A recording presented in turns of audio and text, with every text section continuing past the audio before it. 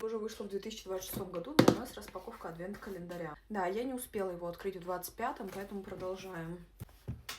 Он у меня уже открыт, и я не помню, на каком окне мы остановились, поэтому давайте 10-е и 9-е. Я порвала. Это духи. 9. Ой. Тогда вначале смотрим 9-е окно, и это у нас маска.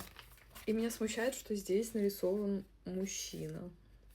Ну ладно, у нас вот такая вот масочка. Ну и в 10-м окошке это были духи. Малон, прошу заметить. Здесь их аж 9 мл, поэтому хватит надолго. Ну что?